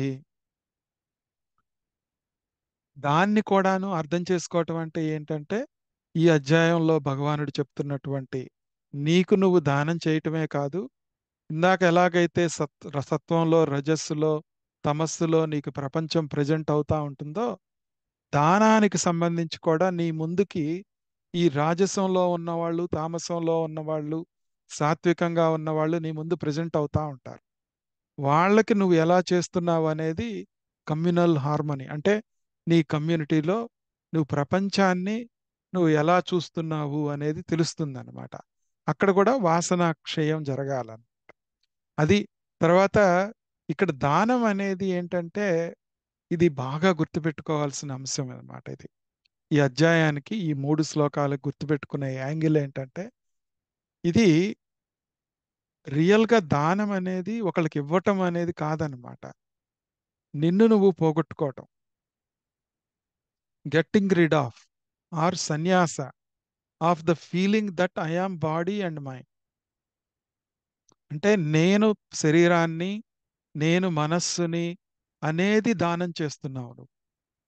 నువ్వు చేసే ఈ ప్రక్రియ ద్వారా నువ్వు చేస్తున్నది నేను ఈ శరీరం కాదు, నేను ఈ మనస్సు కాదు, నేను ఇంద్రియాలు కాదు, నేను పంచేంద్రియాలు కాదు, నేను ఇవన్నీ ఈ పంచకోశాలను కూడా తీసుకొని ఒక్కొక్కటి నేతి నేతి సిద్ధాంతం ద్వారా నువ్వు దానం చేస్తున్నావు అన్నమాట. ఆ దానం చేయటమే ఈ యాంగిల్ శ్రద్ధాత్రయ విభాగ యోగంలో ముఖ్య లక్ష్యం అన్నమాట అది. ఓకే. సో దాన్ని గుర్తుపెట్టుకోవాలి, దాన్ని మర్చిపోకూడదు అనమాట ఈ 3 శ్లోకాల్లో. సో చూద్దాం అదేంటి. 20వ శ్లోకం చూస్తే దాతవ్యమితి యద్దానం ధీయతే నుపకారిణే దేశే కాలే చ పాత్రే చ తద్దానం సాత్వికం స్మృతం అని చెప్తున్నారు. సో ఇక్కడ ఎలాంటిది దానం చేయటం అనేది, దానం చేయటయే కర్తవ్యము, దాతవ్యమితి అని చెప్తున్నారు ఇక్కడ. దాతవ్యం అంటే ఇందాక మోక్ష ధర్మమే నువ్వు అయిపోతున్నావు అని చెప్పాం కదా. అట్లానే ఇక్కడ ఏంటంటే దానం చేయటమే కర్తవ్యం. దానికి తగ్గది ఇక వేరే ఆలోచించవు అన్నమాట. తర్వాత యద్దానం దేశేచ కాలేచ, తగిన ప్రదేశాల యందు. తర్వాత కాలేచ అంటే ఇక్కడ ఏంటంటే అవసరము, ఏది ఎవరికి ఎట్లాంటి టైంలో అది అవసరము, ఎంతవరకు అవసరము తెలుసుకొని చేసేదే కాలేచ అన్నమాట. ఓకే. ఇప్పుడు వాళ్ళకి నిజంగా అవసరం అయింది ఏంటి అని తెలుసుకొని చేయటమే కాలేచ. పాత్రేచ అది వాళ్ళకి ఆ పాత్రత ఉందా లేదా అని తెలుసుకోవాలి. అనుపకారిణే, ప్రత్యుపకారం మనం ఏమి ఆశించకుండా, దాని నుంచి ఏమి ఎక్స్పెక్ట్ చేయకుండా, తర్వాత తద్దానం సాత్వికం స్మృతం అనేది భావించబడుతుంది అని చెప్తున్నారు ఇక్కడ.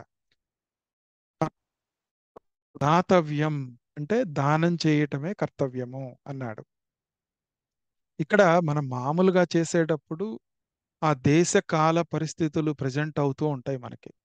అవి రజోగుణంలో ఉన్నాయా, సత్వగుణంలో ఉన్నాయా, తామస గుణంలో ఉన్నాయా అనేది రాబోయే శ్లోకాల్లో మనకు తెలుస్తుంది. కానీ ఇక్కడ మనం గుర్తుపెట్టుకోవాల్సింది ఏంటంటే, ఆ యాంగిల్లో అంటే పరమాత్మ భావన లక్ష్యం మాత్రమే దాతవ్యం. నువ్వు నేను శరీరాన్ని కాదు, ఇవన్నీ నేను ఇస్తున్నాను, వాళ్ళు తీసుకుంటున్నారు అనే భావన కూడా అక్కడ ఉండకూడదు. ఓకే. ఆ భావన లేకుండా చేయటమే దాతవ్యం అన్నమాట. అంటే అదే కర్తవ్యం. ఆ దానం అనే కర్తవ్యం ఏంటి అంటే నువ్వు దాని వైపు వెళ్తున్నావు అన్నమాట. తగిన ప్రదేశాలు అంటే ఏంటంటే మళ్ళా నువ్వు ఆ రజస్సులో తమస్సులో ఫ్లోట్ అవ్వకుండా, దాని మూలాన కలిగే ఇబ్బందుల్ని నువ్వు ఎదుర్కోకుండా జాగ్రత్తగా పరిశీలించాలి. అలా అని ఇబ్బందుల్ని అవాయిడ్ చేయగలమా అంటే చేయలేం. కానీ దానికి కూడా ఒక సొల్యూషన్ ఉంటుంది. ఆ విశ్లేషణ మనం చివరిలో ఒక 2 నిమిషాలు చూద్దాం. అది తర్వాత ఇదంతా చెప్పుకున్న తర్వాత. తర్వాత ఈ దాతవ్యం అనేది ఎలా ఉపయోగపడుతుందంటే మన ఆధ్యాత్మిక ఉన్నతికి ఉపయోగపడుతుంది. ఎందుకు అంటే నేను ఈ శరీరం కాదు, వాళ్ళు శరీరం కాదు. ఆ ఉన్న పరిస్థితి మూలాన వాళ్ళు గ్రహించాల్సి వస్తుంది. ఓకే. వాళ్ళ కర్మ ప్రకారం వాళ్ళు గ్రహించాల్సి వస్తుంది. అంటే కర్మయోగాన్ని, అక్కడ ఒక భక్తి తత్వాన్ని, ఓకే. ఒక భక్తి భావాన్ని, ఒక శ్రద్ధాభావాన్ని జ్ఞానయోగ పరంగా కూడా మనం దానం చేస్తాం అన్నమాట. అవన్నీ చేసినప్పుడు అది సాత్వికం అవుతుంది అనేది మనం మనం అన్నిసార్లు దానం అనేది చేయలేకపోవచ్చు. అంటే డబ్బులతో చేసేదే దానం కాదు. మనము టైం వెచ్చిస్తాము, సేవ చేస్తాము. ఓకే. ఎవరికి ఏది అవసరమో ఆ టైంలో వాళ్ళకది మనం చేయగలుగుతాము. అట్లానే ఒక డాక్టర్‌గా మనము ప్రాక్టీస్‌లో లేకపోయినా గానీ, ఎవరికో వాళ్ళు కష్టంలో ఉన్నప్పుడు వాళ్ళకి సలహా ఇవ్వగలుగుతాము. అలానే వాళ్ళు ఏదో కష్టంలో ఉన్నప్పుడు వాళ్ళకి ఒక మంచి మాట చెప్పగలుగుతాము. ఓకే. అట్లా ఏ రకంగా చేసినా అది దానమే అవుతుందన్నమాట. ఓకే. ఎన్నో రకాలుగా దానం చేస్తాం. సో, ఇప్పుడు 21 చూస్తే మనము ఇవన్నీ ఒకసారి చెప్పుకొని విశ్లేషణ చేసి ముగిద్దాం ఈ రోజుకి. యత్తు ప్రత్యుపకారార్థం ఫలముద్దిశ్య వా పునః ధీయతే చ పరిక్లిష్టం తద్దానం రాజసం స్మృతం అని చెప్తున్నారు. అంటే ఏ దానమైతే యత్తు ఏ దానమైతే పరిక్లిష్టం చ అంటే బాధపడుతూ ఒక రకమైన ఇబ్బందితో ప్రత్యుపకారార్థం అంటే దాని నుంచి నాకేం అక్కర్లేదు, నేనేమి ఎక్స్‌పెక్ట్ చేయట్లేదు అని అన్నా కానీ, లోపల మానసికంగా ఎక్కడో తెలియని మూలల్లో ఒక ఎక్స్‌పెక్టేషన్ ఉంటుందన్నమాట. అలా కాకపోయినా వీళ్ళు ఉపయోగించుకుంటారా లేదా దీన్ని అనే ఆలోచన ఉంటుంది. దీన్ని కరెక్ట్‌గా చేస్తున్నామా లేదా అన్న ఆలోచన ఉంటుంది.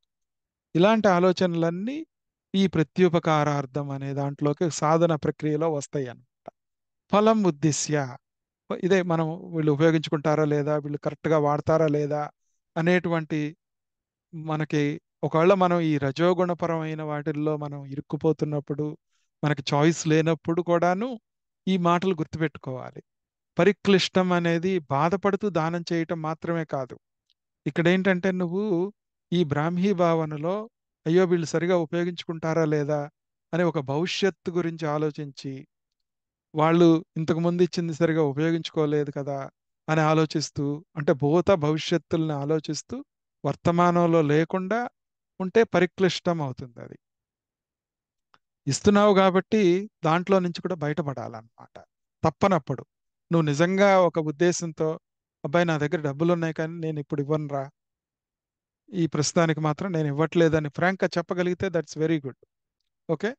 అట్లా కాకుండా మనం ఇబ్బంది పడుతూ, ఆలోచిస్తూ ఇట్లా ఉంటే అది జాగ్రత్తగా పరిశీలించుకోవాలి. ఫలం అద్దిశ్య అనేది చూసుకొని మళ్ళా పునః దీయతే. వాళ్ళు మళ్ళా దాన్ని బ్యాక్ ఇవ్వటము ఇట్లాంటివన్నీ ఉంటే అంటే వాళ్ళ నుంచి ఎక్స్పెక్టేషన్ అదంతా ఉంటే అది రాజసము అని చెప్పేసి చెప్తున్నారు. అంటే ఇక్కడ యాంగిల్స్ మనం చేసే విధానాన్ని, మన ప్యాటర్న్ని, మనం ఉద్దేశము, మంచి సత్వపరమైన ఉద్దేశం కూడాను ఆలోచించుకొని ఏమీ లేకుండా అపలాకాంక్షిభిః మన ప్రసాద బుద్ధి అవన్నీ కూడాను గుర్తు చేసుకొని చేయాలన్నమాట. తర్వాత ఇంకొకటి వస్తూ ఉంటుంది మనకి. ఏంటంటే మనం కర్మక్షయాన్ని చేసుకుంటున్నప్పుడు, కర్మల్ని పోగొట్టుకుంటున్నప్పుడు దానం అనేది చాలా ఉపయోగపడుతుంది మనకి.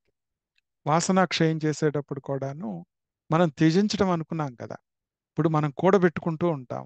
ఎంత అవసరం మనకి అనేది ఆలోచించుకుంటే వాటి పట్ల వ్యామోహం కలుగుతుంది. ఆ విశ్లేషణలో మనం చెప్పుకుందాం చివరిలో 4 అంశాలు, ఆ అంశాల గురించి. తర్వాత ఈ ఈ జాగ్రత్తగా నువ్వెలా పుడతావు అనేది మళ్ళా ఇవన్నీ చేయటం మూలాన ఒక బీదవాడిగా పుడతావా? బిచ్చగాడిగా పుడతావా?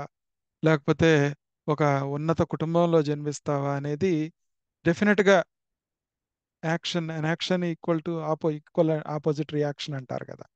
అట్లానే ఈ అదాన దోషేన భవేత్ దరిద్రః అని చెప్పేసి మనకు చెప్తా ఉంటారు. అంటే ఈ జన్మలో ఏమి ఇవ్వకపోతే వచ్చే జన్మలో ఏమి ఉండదు అని చెప్తా ఉంటారు. అట్లా చెప్పేవన్నీ కూడాను మనం కొంచెం అర్థం చేసుకొని మనం ఇంతకుముందు కర్మయోగం చేస్తున్నప్పుడు అవన్నీ చేశాం. ఇప్పుడొచ్చేటప్పటికి దాన్ని ఇంకొక స్థాయిలోకి తీసుకెళ్తున్నాం అన్నమాట. ఇక్కడ ఈ తామసం గురించి చూస్తే అదేశకాలే యద్దానం అపాత్రేభ్యశ్చ దీయతే అసత్కృతం అవజ్ఞాతం తత్తామస ముదాహృతం అని చెప్తున్నారు ఇక్కడ.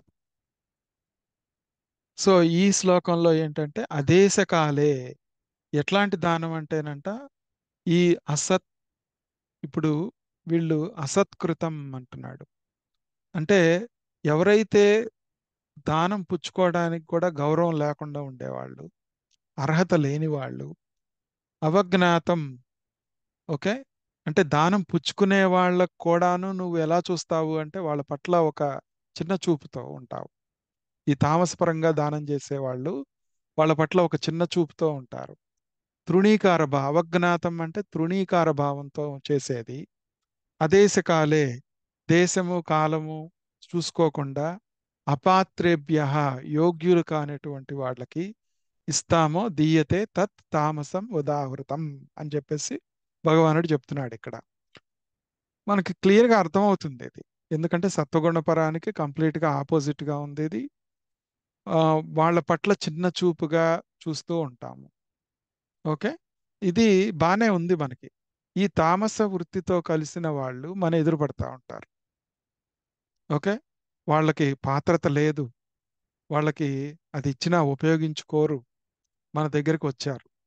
వచ్చినప్పుడు మన భావన ఇది చులకనగా ఇవ్వటం అంటే వాళ్ళని కించపరిచి చూడం మనం.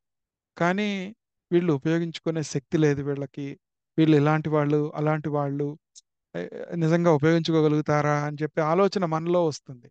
ఆ తామస వాళ్ళు ఎదురుపడినప్పుడు వచ్చే ప్రక్రియ మనలో ఏం జరుగుతుంది అనేది స్టడీ చేసుకుంటాం. అది చూసుకొని దాని ద్వారా ఆ తామసమైనటువంటి అడ్డంకుని మనం దాంట్లో దిగకుండా మనము ఆ తామసమైన దానం చేయకుండా, రాజసమైన దానం చేయకుండా మనం ఉండటమే ఇంపార్టెంట్ అన్నమాట. ఇక్కడ దానం అసలుకి విశ్లేషణ చూద్దాం. దానం వల్ల మనకు ఉపయోగం ఏంటి అంటే ఫస్ట్ మనకి మోహం పోగొడుతుంది. ఒక దాని పట్ల మనకి దాన్ని మనం సంపాదించాలి, దాన్ని కూడబెట్టాలి, ఓకే, దాన్ని నిజంగా మన దగ్గరే ఉంచుకోవడానికి ప్రయత్నించాలి, దాన్ని పోగొట్టుకోకూడదు అనేటువంటి అజ్ఞానంలో ఉండిపోతాం. అలానే మన రిలేషన్షిప్స్లో కూడాను అక్కడ దానం అంటే మనం ముందేం చెప్పుకున్నాము, నేను ఈ శరీరం కాదు, నేను ఇవన్నీ కాదు అని చెప్పుకున్నాము. దానం అనేది ఎలా కూడా చూడాలి అంటే మనము మన ఫ్యామిలీ దగ్గర కానీ పిల్లల దగ్గర కానీ వాళ్ళకి అవసరం లేని దానికన్నా ఎక్కువగా చేస్తూ ఉంటాం. ఓకే, ఆ అవసరం లేని దానికన్నా ఎక్కువ చేయటమే అది తామసమైనటువంటిది అనమాట, లేదా రజస్సుతో కూడుకున్నది, చాలా వరకు మోహంతో చేసేదన్నమాట. ఆ మోహాన్ని మనము అర్థం చేసుకొని అయ్యో వీళ్ళు కష్టపడుతున్నారు అని ఇస్తే అది అపాత్ర దానం అవుతుంది. ఓకే. అంటే ఆ వ్యామోహంలో చిక్కుకుపోతూ ఉంటాం అన్నమాట. మళ్ళా మనం ఒక బాహ్య వస్తువు మనకు భద్రతనిస్తుంది అనుకుంటాం. అంటే ఒక పిల్లవాడికి చేసేటప్పుడు కానీ, లేదా మన ఫ్యామిలీకి చేసేటప్పుడు కానీ, దాంట్లో ఉన్న దాన్ని పరిశీలిస్తున్నాం. ఉందంటే లోభం వస్తుంది. లోభం వచ్చి వాళ్ళ కోసం ఏదైనా చేయగలుగుతాము. దాన్ని రక్షించుకోవటానికి ఏదైనా చేస్తాము. ఓకే. అది మళ్ళా మన సాధనని దెబ్బతీస్తూ ఉంటుంది. మనం బ్రహ్మీభావంలో ఉండకుండా మనల్ని పక్కకు లాగుతూ ఉంటుంది. అది ఎలా అంటే మనము బాగా ఈ సత్య మార్గంలో, సత్వ మార్గంలో ప్రయాణిస్తున్నప్పుడు ఒకరెవరో వచ్చి అన్నదానం చేస్తే బాగుంటుంది అంటారు. అన్నదానం చేస్తాం. కానీ అక్కడ అపాత్రేచ అనేది, అపాత్రే అంటే ఇక్కడ నిజంగా ఆకలి కలిగిన వాళ్ళు వచ్చి అన్నదానంలో పాల్గొంటున్నారా? ఇప్పుడు మనం ఈ రోజుల్లో టెంపుల్స్‌లో చూస్తే మనం అది నిజంగా అన్నదానమేనా అది? అంటే ఒక పాత్రత ఉండి ఆకలితో ఉన్న వ్యక్తికి దానం జరుగుతుందా? అన్నదానము? లేదా అది ఓన్లీ ఒక ప్రసాదంగా వితరణ జరుగుతుందా? మనం డొనేషన్ ఇచ్చినప్పుడు కూడా అన్నదానానికని ఇస్తూ ఉంటాం టెంపుల్స్ దగ్గర. అది ఒక ప్రసాద వితరణ జరుగుతుందా? నిజంగా ఆకలిగొన్న వాళ్ళకి జరుగుతుందా? ఎవరెళ్తున్నారు అక్కడికని ఆలోచిస్తే అది ఒక పుణ్యాన్ని ఆపాదిస్తుంది మనకి. దానివల్ల కనీసం ఎవరో కొంచెం ఆకలిగొన్న వాళ్ళు దాన్ని ఒక కొంత పర్సంటేజ్ వాళ్ళు స్వీకరించొచ్చు. సో, అట్లాంటి భావాలు కూడా అక్కడ ఉంటాయన్నమాట. తర్వాత లోభంలో నుంచి ఏమవుతుందంటేనంట కార్పణ్యం వస్తుంది. మనకి మొట్టమొదట్లో కార్పణ్య దోషే అని చెప్పేసేసి భగవానుడు అర్జునుడికి చెప్తాడు. ఈ కార్పణ్య దోషం మూలాన నువ్వు ఇలా ప్రవర్తిస్తున్నావు అంటారు. కార్పణ్యం అంటే ఏంటి అంటే నేను, నాది, నాకు సంబంధించింది అనే దాని మీద ఈ మోహ లోభాలతో నువ్వు ప్రవర్తించి దాన్ని కాపాడుకోవటానికి ప్రయత్నించటమే కార్పణ్యం అన్నమాట. ఓకే. దానికోసం నువ్వేమైనా చేస్తావు. అలానే మనం ఆస్తిని పోగేసుకుంటాము. ఒక ప్రాపర్టీస్ ఉంటాయి. అవన్నీ అవన్నీ మళ్ళా ఏమైపోతాయో అని భయము, భయపడటం అంతా కార్పణ్యం అన్నమాట. మళ్ళా ఇది తగ్గిపోతుందేమో, దీన్ని వృద్ధి చేసుకోవాలి అనేది భావన కూడా కార్పణ్యం. ఇది మూడోది అంశం అన్నమాట దీంట్లో. తర్వాత దీంట్లో నుంచి ఒక భయం ఏర్పడుతుంది మనకి. ఆ భయము నాకు ఇది భద్రతనిస్తుంది అని చెప్పి నువ్వు దానం చేస్తావు, పోగేసుకుంటావు. అవన్నీ ఆ భద్రత అనేది ప్రాబ్లం ఉంటుంది కాబట్టి భయం ఏర్పడుతుందన్నమాట. ఆ భయం ఏర్పడటం మూలాన మళ్ళా సాధన దెబ్బతింటుంది మనకి. ఓకే. సో అట్లా దాన్ని కూడా పరిశీలించుకుంటూ ఉండాలి.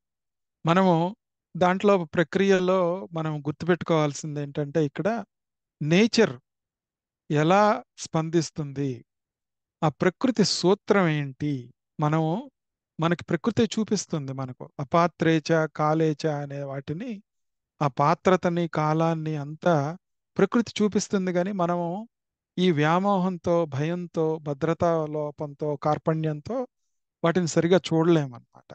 అది చూడలేనప్పుడు తెలియకుండా మనము తామసమైనటువంటి రాజసికమైనటువంటి దానాల్లోకి వెళ్ళిపోతూ ఉంటాం అన్నమాట. వాటిని జాగ్రత్తగా ఉపయోగించాలి. అంటే ప్రకృతి ఎలా నేర్పిస్తుంది మనకంటే ఇప్పుడు వర్షం నీళ్లు పడుతున్నాయి, నదుల్లో నుంచి వెళ్ళి సముద్రంలో కలుస్తున్నాయి.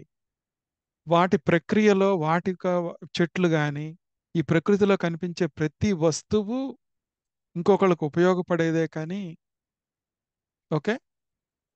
వాటిల్లో ఆ భావాన్ని మనం పరిశీలిస్తే మనకు తెలుస్తుందన్నమాట. తర్వాత వీటి వల్ల మనకి ఒక కమ్యూనల్ హార్మోనీ ఉండాలి అనుకున్నాం. అంటే ఏంటి? ఈ కమ్యూనల్ హార్మోనీ అనేది మనకి ఈ సర్వం కల్విదం బ్రహ్మ అనే ప్రక్రియను అలవాటు చేస్తుందన్నమాట మనకి చివరికి. ఓకే. అంటే ఈ దానంలో అవన్నీ అలవాటు చేసుకుంటే ఈ నేను శరీరం కాదు, నేను మనస్సు కాదు అనే దాన్ని అర్థం చేసుకుంటే అప్పుడు వస్తుంది. ఇది వైరాగ్యాన్ని పెంచుతుంది మనకి. ఎప్పుడైతే వివేకము, వైరాగ్యము ఉన్నాయో అప్పుడు మనలో ఈ దాన అనేది మనకి మొత్తంగా సత్వపరంగా శుద్ధ సత్వంలోకి వెళ్ళి మనం వాసనాక్షయానికి ఉపయోగపడుతుంది. అప్పుడు మనం పూర్తి జ్ఞానులం అవుతాము. సాంస్కృత పురుష అంటారు. ఓకే. అదే నిజమైన బ్రహ్మార్పణం అన్నమాట. కృష్ణార్పణం అని చెప్పి మనం అనేది ఎందుకు అంటే ఇవన్నీ ఈ దానం చేస్తున్నప్పుడు కానీ, ఏది మాట్లాడుతున్నప్పుడు కానీ, ఏదైనా కానీ ఆ కృష్ణార్పణమస్తు బ్రహ్మార్పణమస్తు అనేది అమృతమస్తు అమృతపమస్తు అని చెప్పి చదువుకునేది కూడా నైవేద్యం దగ్గర. అవన్నీ ఆ జ్ఞానం కోసము, ఆ ముక్తి కోసమే. ఈ దృష్టితో మనం ఈ అధ్యాయాన్ని దానము, యజ్ఞము, తపస్సు, ఆహారము పరిశీలిస్తే నెక్స్ట్ ఇవన్నీ పర్ఫెక్ట్ చేస్తూ ఉంటే మనకి ఓం తత్సదితి అనేటువంటి ప్రక్రియ మనకు అర్థమవుతుంది. అది నెక్స్ట్ సత్సంగంలో మనం చెప్పుకుందాము. ఓం తత్సత్.